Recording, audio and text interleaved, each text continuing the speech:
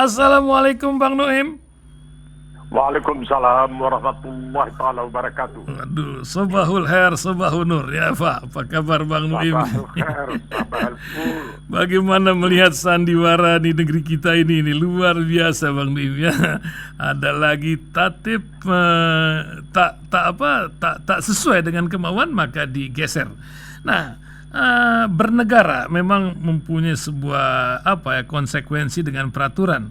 Ibu kota mau pindah banyak, kalau nggak salah Australia pindah, Malaysia pindah, ya Myanmar ada pindah juga, tapi tidak seheboh negeri kita ini. Dan nampaknya di tengah hutang yang makin bertumpuk ini, pemindahan ini menjadi sebuah dilema. Bagaimana Bang Nuim lihat sandiwara yang terjadi kali ini, Bang?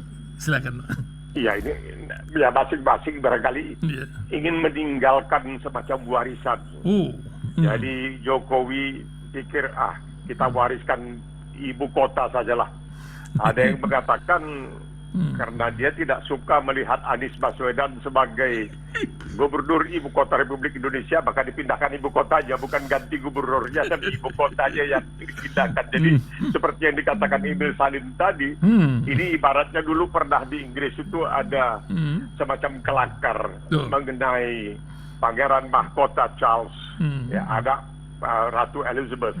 Mereka mengatakan dia pernah beli jas, kabarnya jasnya itu kekecilan. Jadi daripada katanya jasnya diperbesar, bagusnya badannya diperkecil.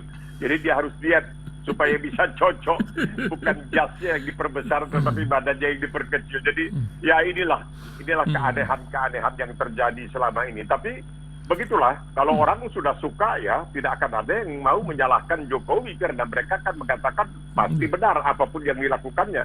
Dan kalau dia sudah tidak suka, dia pasti akan menyalahkan Anies apapun kebaikan yang dilakukan oleh Anies. Jadi kita melihat di sini orang-orang mengorbankan barangkali logikanya ya demi kepentingan perasaannya. Ya begitulah, kadang-kadang sementara logika dan perasaan ini saling berkorban, tapi banyak warga dunia yang sedang berkorban akibat bencana Bang Nuim ya. Di Indonesia ini sudah macam supermarketnya, ada Semeru, ada gempa lagi, ada banjir lagi baru saja terjadi di beberapa tempat. Tapi yang saya sorot ini bencana dunia ya, tornado di Kentucky ini luar biasa Bang Nuim. Australia juga. Bagaimana Bang Nuim lihat bencana dari bencana ini? Korbannya pun tidak tertolong dan bencana pun sangat dahsyat alam ini. Apa yang Bang Nuim lihat? Perubahan iklim kah? Ya, atau apa? Silakan Bang. Ini terjadi di luar musim. Ini terjadi di luar musim. Jadi di luar dugaan. Biasanya terjadi sekitar Maret, April, Mei. Ini bahkan terjadi di penghujung tahun. Jadi kian banyak orang mengatakan ini tentu sangat erat hubungannya dengan perubahan iklim. Dan sementara nampaknya banyak negara besar masih pelin-pelan dalam menentukan target mereka untuk mengurangi karbon dioksida dan lain sebagainya, ya inilah yang terjadi terus-terusan. Berbahayanya tentu adalah apabila misalnya suhu udara itu naik melebihi dari 1,5 derajat Celcius.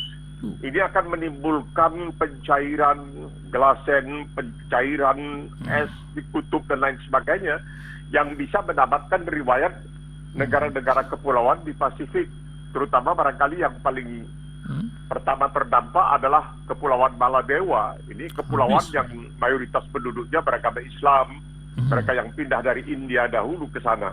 Jadi manusia harusnya bisa bertanggung jawab terhadap kepentingan ekologi, kepentingan lingkungan, tapi kadang-kadang kepentingan keuntungan, keserakahan, ketabakan itu lebih diutamakan daripada kepentingan kelanjutan umat manusia secara keseluruhan.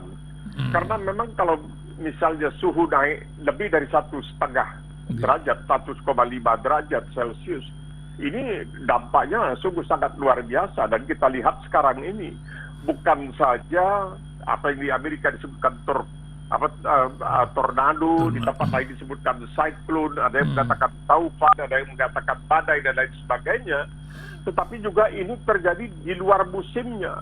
Dan bukan itu saja, tapi lebih dahsyat, lebih keras, lebih menghancurkan daripada di masa lalu. Kita masih ingat di zaman kepresidenan George Bush di Amerika, ketika terjadi banjir yang begitu dahsyat di sekitar daerah di Saint Louis, ya, di Saint Louis begitu dahsyatnya sehingga segala macam benteng yang ada pun tidak mampu untuk menahan jeburan air yang melanda. Jadi ini semuanya harusnya menjadi pelajaran, tapi nampaknya manusia ini masih belum juga bisa untuk mencapai kesepakatan secara keseluruhan karena adanya apa yang disebutkan vested interest, kepentingan-kepentingan yang sudah membaku, yang tidak menghendaki kalau adanya perbaikan dalam alam, karena itu berarti akan mengurangi penghasilan mereka, akan mengurangi keuntungan mereka, sehingga ketamakan mereka itu lebih diutamakan daripada kesejahteraan umat manusia. Ya, luar biasa. Ketamaan manusia ini memang luar biasa, Bang Nuim. Bang Nuim, ketamaan mayoritas terhadap minoritas, Bang Nuim, ini juga terlihat, Bang Nuim, setelah fenomena Uighur dan juga di Myanmar Muslim.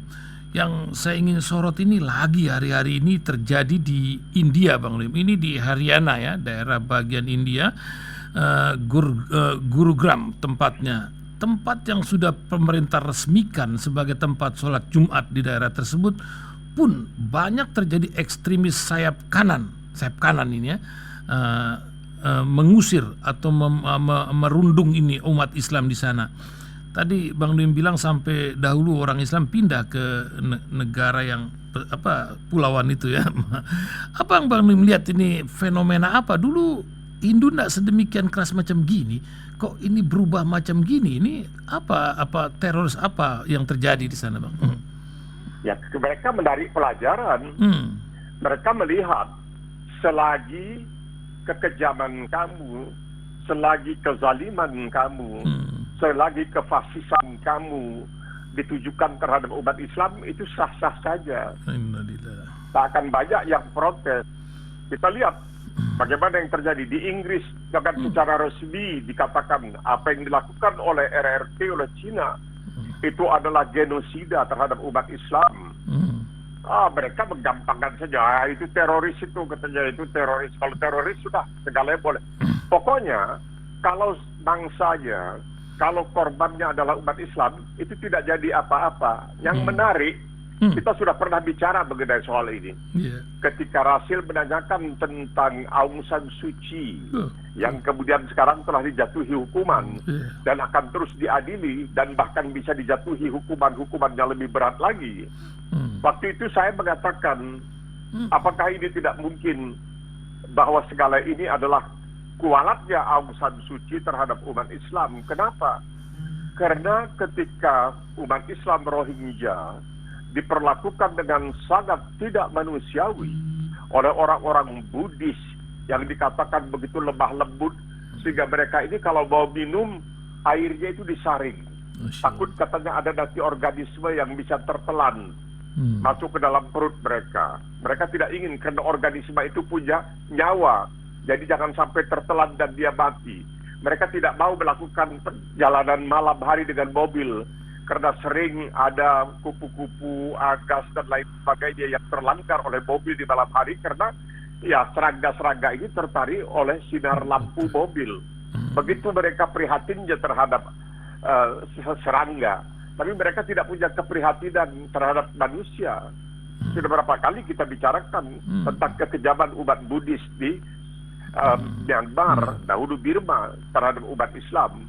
Ketika umat manusia mengangkat persoalan ini, Aung San Suu Kyi tampil di depan Mahkamah Pidana Internasional di Den Haag dengan senyum yang dikulum. Dia membantah semua itu. Dia membela penguasa di Burma yang seakan-akan tidak pernah berbuat kesalahan, dan seakan-akan umat manusia menerima saja karena lagi-lagi korbannya adalah Muslim. Nah, sekarang tiba giliran dia, saya kaget. Ada seorang wartawan barat yang mengingatkan pendengarnya dan pemirsanya di televisi. Katanya, siapa yang bisa melupakan bagaimana Aung San Suu Kyi dengan anggunnya pada waktu itu menyatakan kepada umat manusia di depan Mahkamah Pidana Internasional di Den Haag bahwa apa yang terjadi di Burma terhadap kaum muslimin Rohingya tidak ada urusannya sama sekali dengan penguasa dan lain sebagainya. Dan sekarang dia sendiri kena batunya. Jadi kalau mau dikatakan orang mengatakan hukum karma, kita menyebutnya kualat. Nah, itu yang terjadi sekarang ini. Rasakan. Ya, kalian mesti akan mendapatkan hukuman atas segala kejahatan yang kalian lakukan. Ya, tanpa kalian pikirkan akibatnya terhadap orang yang menjadi korban dari kejahatan yang kamu lakukan itu. Itu luar biasa. Ratusan ribu orang tergusur dari tempat mereka sudah berapa keturunan berada di situ. Bukan karena kehendak mereka untuk pindah ke Myanmar atau ke Burma pada waktu itu. Tapi kan mereka dibawa oleh Inggris pada waktu itu pindah ke sana karena Myanmar atau Burma itu pernah dikuasai oleh Inggris. Kemudian mereka diperlakukan dengan sangat tidak manusiawi. Sama halnya seperti yang dilakukan oleh Xi Jinping, oleh Cina sekarang ini terhadap Uighur. Sudah mulai dikatakan itu adalah genosida. Genosida itu seperti yang terjadi di Bosnia terhadap umat Islam dalam ketika Yugoslavia pecah terjadi. Dan ini semuanya terjadi. Tetapi seperti dikatakan, apabila korbannya adalah Muslim, semuanya sah-sah saja. Dimanapun, di depan mata kita bisa melihat. Selagi korbannya adalah Muslim, nggak apa-apa. Itu bisa dibayangkan. Mereka itu begitu penuh kasih sayang. Mau minum air disaring. Karena takut ada organisme, jangan sampai kasihan nanti organismenya masuk ke perut mati. Perjalanan malam hari dengan mobil, tidak mau. Karena apa? Karena sorotan lampu mobil itu mendari macam-macam serangga. Sehingga mereka masuk ke dalam mobil mati karena panas dan lain sebagainya. Saking sayangnya kepada sesama makhluk. Tapi mereka tidak punya rasa sayang kepada umat manusia. Karena umat manusia yang mereka tidak punya rasa sayang itu adalah Muslim. Itu antara mayoritas, minoritas dan lain-lain. Tapi apa ya, mau nanyanya bagaimana Bang Nuim ya? Ketika umat Islam sama umat Islam ya jangan jauh-jauh lah ketika Abu Janda menjadi orang super di atas hukum.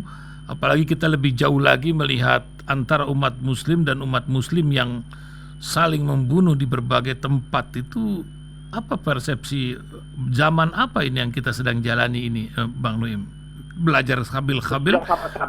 Iya, silakan. Sudah dari dulu dikatakan al-qatilul maqtul, yang membunuh dan yang dibunuh itu sama-sama bersalah. Tidak ada suruhan dalam Islam untuk membunuh orang lain, apalagi sesama agama. Sama sekali tidak ada. Tetapi kemudian karena keberhasilan yang satu membujuk yang lain, ini begini kamu sama ini kamu.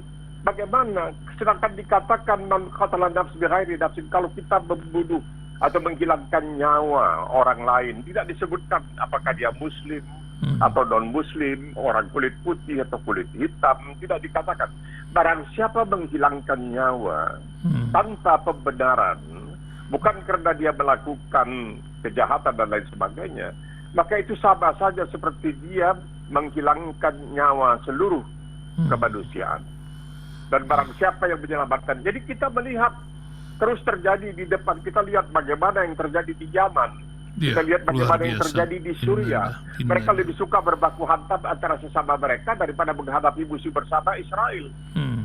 Kan kita lihat terjadi di Lebanon, kita lihat di Suriah, kita melihat semua ini terjadi. Jadi kita juga, ya sudah, kalau begitu memang Al-Quran itu benar yang mengatakan hal-hal seperti itu. Dan segala ancaman seperti itu juga tidak mempan, tidak membuat mereka menjadi takut atau khawatir, tidak. Jadi mereka itu ya terus saja berbaku hantam. Nah, ya, orang di luar bisa keplokan, macam menonton adu tinju. Orang kulit putih misalnya menonton dua orang keturunan Afrika berbaku hantam di dalam ring karena adu tinju dan lain sebagainya. Ya ini sama saja. Non-Muslim melihat, ya biarlah, kalau bisa kita katanya kasih semangatlah sedikit supaya lebih hebat lagi itu ketika baku hantamnya itu. Ini terjadi di mana-mana.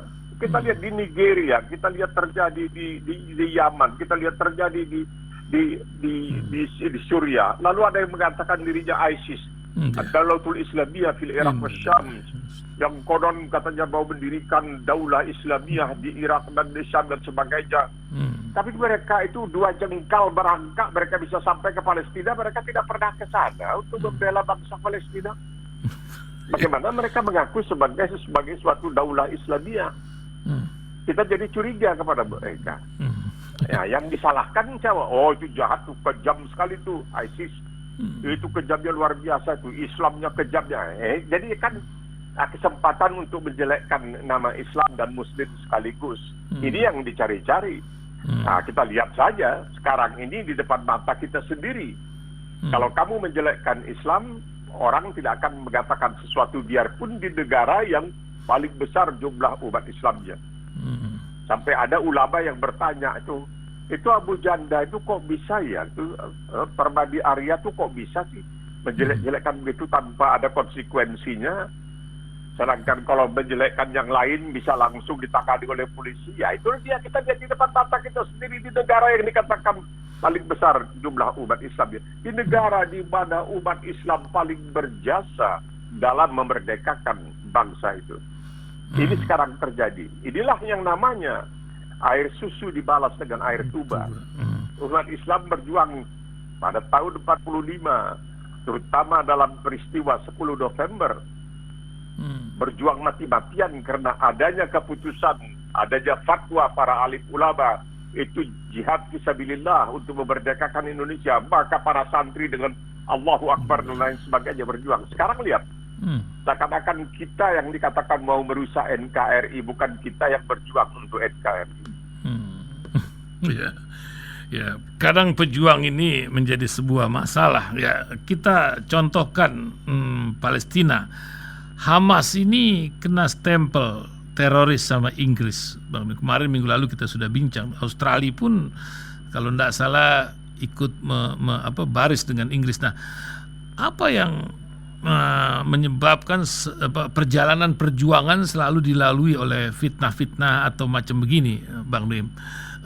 Apakah perjuangan ini belum selesai baik di kita, negeri yang paling banyak muslimnya ini, atau kemerdekaan ini sudah menjadi sebuah momok habis cerita dari perjuangan itu? Gimana, Bang? Kalau sekiranya Hamas itu kita melihat seakan-akan di Barat itu mereka pikir kita ini bodoh sekali. Mereka teriak-teriak kepada Rusia, jangan ambil itu Ukraina. Itu Ukraina bukan negara kamu, begini. Tapi Israel ngambil Palestina, nggak apa-apa. Ambil lebih banyak lagi, nggak apa-apa. Jadi kemunafikan mereka di situ. Bagaimana kita mau mengatakan sesuatu?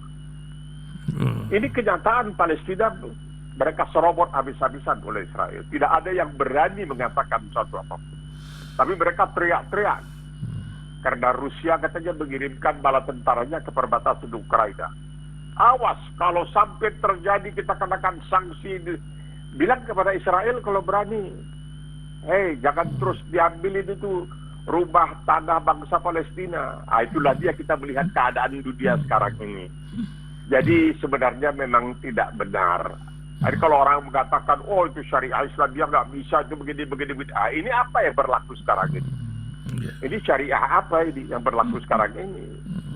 Ini suatu kemunafikan yang sangat luar biasa. Ya, kalau tiba di mata dipicingkan, tiba di perut dikepiskan seorang kita. Ributnya luar biasa terhadap Rusia karena persoalan Ukraina.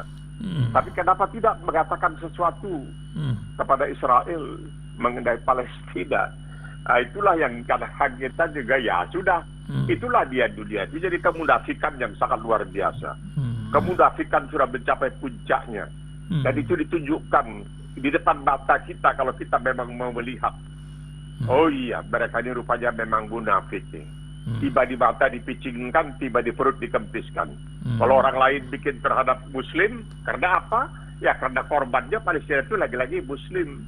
Coba sekiranya itu bukan Muslim. Coba itu sekiranya orang yang beragama lain. Apalagi kalau yang melakukannya adalah Muslim. Satu bumi akan ribut habis-habisan. Tapi karena di sini kebalikan, korbannya Muslim, yang melakukan non-Muslim, nggak apa-apalah. Ya, tadi Bang Nuim bilang kemunafikan. Ya, memang sekarang ini lagi zaman penggiringan. Apakah pola pikir orang ini kemunafikan menjadi sebuah kebenaran? Karena banyak terjadi ketika kita beragama digiring kepada sekularisasi maupun liberalisasi, Bang Nuim. Dengan ikon-ikon yang dulu pernah di Indonesia pun terjadi. Nah, proses ini bagaimana? Kalau Bang Nuim kan memang hidup di negara yang betul sekuler gitu. Nah, kita ini di Indonesia yang berketuhanan yang Maha Esa dalam Pancasilanya, apa yang Bang Nuim lihat yang terjadi, Bang? Iya, karena Soeharto dulu selalu mengatakan Indonesia itu bukan negara sekuler karena kita berketuhanan yang Maha Esa. Tanpa disadari ketuhanan yang Maha Esa itu diambil dari mana? Dari ajaran Islam. Tapi kan itu dilupakan semua. Jangan sekali-kali kamu ingat ya, liberalisasi itu. Jadi kita itu sebenarnya mendua. Dan masih meraba-raba nih, mana yang harus diambil, mana yang benar dan mana yang tidak benar. Jadi kita tidak mengerti liberalisasi. Terus terang, Islam itu tidak mempedulikan kamu mau agama apa, itu urusan kamu. Islam itu sangat tegas. Agama kamu untuk kamu, agama aku untuk aku. Sudah selesai. Tidak ada masalah kamu mau Muslim oke, mau Hindu oke, mau murtad oke, tidak jadi persoalan, tapi diributkan terus-terusan, dicari-cari terus. Saya suka katakan kepada banyak Muslim yang suka mengirimin ya, tentang apa yang pada hebat mereka adalah kelemahan dari ajaran Islam. Saya bilang kalau tidak mau nggak usah terima. Kenapa kalian susah? Tinggalkan kalau berani. Nah, itu dia tantangannya. Tinggalkan kalau berani. Tinggalkan itu ajaran Islam kalau kamu berani. Tidak menjadi persoalan. Pilih agama lain. Itu ada, itu Sukmawati. Baru ini ada lagi. Silakan. Karena Islam itu tidak peduli kamu mau apapun, lakum dinukum waliyadin. Itu untuk kamu, agama kamu. Dan kami sebagai Muslim, kami tidak boleh menjelek-jelekan sesembahan orang lain. Ya, kalian sukanya menjelek-jelekan sesembahan kami. Bahkan sesembahan kita begitu. Iya, sama-sama. Itu saya suka mengatakan, kenapa? Saya tidak mengerti. Mereka ini dirundung oleh perasaan yang barangkali makan tak enak, tidur pun tak lena dan lain sebagainya. Begitu mencari-cari. Kalau sedikit ada tulisan yang menjalahkan Islam, wah langsung dikirim. Tengok nih, Islam ini begini. Nah, saya katakan, kenapa? Nggak usah terima aja. Tidak ada yang memaksa kamu. Ini yang kita tekankan terus-terusan. Ada apa yang disebutkan mungkin filosofi, ada apa yang disebutkan ideologi. Itu dikatakan wajib kamu menghayatinya. Karena itu buatan manusia. Tapi Islam enggak mau, enggak apa-apa. La ikraha fiddin, itu sudah jelas. Enggak mau, tidak apa-apa. Kenapa kalian yang risau? Jadi menunjukkan kegundahan, ya, kegalauan di dalam perasaan mereka sendiri. Udah tinggalkan aja. Enggak usah ditunjuk-tunjukkan kepada kami yang Muslim ini, ini jahatnya Islam ini begini. Bahwa apa? Bahwa Islam itu belum sempurna. Tidak, kami menganggapnya sudah sempurna. Tapi kami tidak paksa kamu untuk menganggapnya seperti itu. Kalau kamu mau, nggak apa-apa. Nah, ini yang saya heran kadang-kadang. Kenapa mereka tuh pikirannya seperti itu? Jadi mereka sendiri pun nampaknya tersiksa. Belum sampai di akhirat, di dunia mereka sudah tersiksa. Kasihan juga kita melihat mereka. Karena saya katakan, apa kalian mesti ributkan mengenai Islam begini, begitu. Sudah nggak mau, tinggalkan. Kami nggak akan bikin apa-apa. Nggak akan kamu akan dibunuh. Enggak. Ini bukan suatu ideologi yang diwajibkan kepada kamu supaya kamu percaya dan hayati dan sebagainya. Terima. Tidak.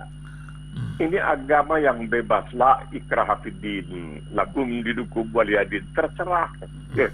Kasihan mereka ini betul. Perlu mereka dikasihani. Tapi mereka tidak tahu bahwa mereka perlu dikasihani. Ya, itulah kadang-kadang kita memang harus banyak mengasihani diri kita sendiri, negeri yang memang luar biasa ini. Nah, Bang Noim sebagai penutup bincang kita pagi ini, nggak terasa cepat kali 30 menit kita ini. Apa Bang Noim, nasihat Bang Noim buat ya orang sekarang ini lagi merdeka di sini Bang Noim ini. Merdeka dalam artian akhir tahun pertama tanpa Covid. Tah di Australia sana ya. Ini negeri lagi macet di mana-mana Bang Noim, tapi bencana pun ada di mana-mana. Apa nasihat Bang Noim di akhir aktivitas kita di bulan Desember ini? Silakan Bang Noim. Ada sesuatu yang menyedihkan. Jadi katanya kejadiannya di Jawa Barat. Apa Bang? Di mana santriwati dikatakan telah mengalami pelecehan seksual. Dan kemudian ini katanya tidak diungkapkan karena satu dan lain alasan. Ini yang tidak bisa kita terima. Karena dalam Islam itu kejahatan oleh siapapun adalah kejahatan.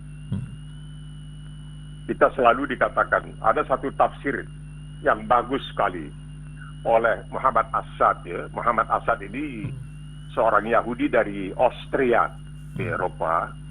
Kemudian dia menjadi Muslim dan dia punya karya-karya yang sangat luar biasa. Jadi tafsir Quran itu yang dia buat yang tebalnya hampir 1000 halaman. Itu catatan kakinya saja bisa dibikin beberapa buku. Saking bagusnya. Saking luar biasa lengkapnya.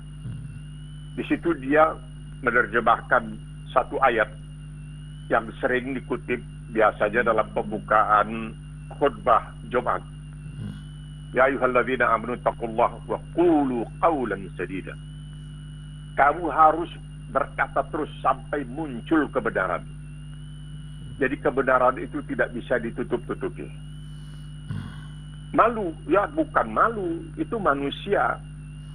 Karena apa? Coba, baru beberapa minggu yang lalu, di Perancis diungkapkan, antara tahun 1950 sampai sekarang ini, hampir 300.000 anak-anak telah mengalami pelecehan seksual oleh para petugas gereja. Ini manusia. Karena apa? Alasannya, itu karena katanya banyak pendeta itu selibat. Tidak boleh menikah. Jadi mereka melampiaskan nafsunya kepada anak-anak. Tidak menjadi persoalan siapapun. Yang salah adalah salah. Yang benar adalah benar. Tidak perlu disembunyi-sembunyikan. Ini nanti akan menambah karena itu umat Islam. Kalau yang melakukan itu katanya ustadznya itu ditutup-tutupi lagi. Tidak ada suruhan seperti itu. Wa qulu qawlan sadida. Katakan sampai yang benar itu tampil ke permukaan. Itu penting sekali di dalam ajaran Islam.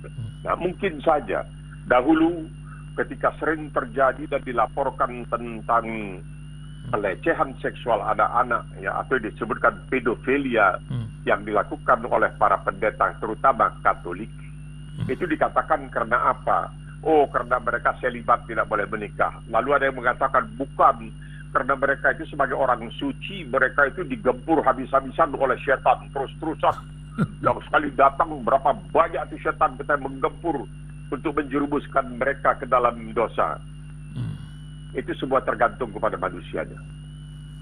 Ya, Ustadz ini bukan saja dia tidak boleh selibat, dia bahkan boleh, tapi dengan syarat-syarat yang sangat luar biasa. Beristri lebih dari 1 sampai dengan 4. Tapi dengan syarat yang hampir mustahil bisa dipenuhi oleh seorang manusia yang jujur. Ya, ini karena soal keadilan, itu yang payah sekali. Kenapa dia lakukan? Ya karena memang itulah manusia. Tidak ada yang sempurna. Jadi tidak perlu ditutup-tutupi. Memalukan itu manusia. Bukan kita membandingkan yang jelek dengan yang jelek, bahwa di Perancis baru saja diakui lebih dari hampir 300.000 anak-anak telah mengalami pelecehan seksual sejak tahun 1950 sampai sekarang oleh petugas-petugas gereja.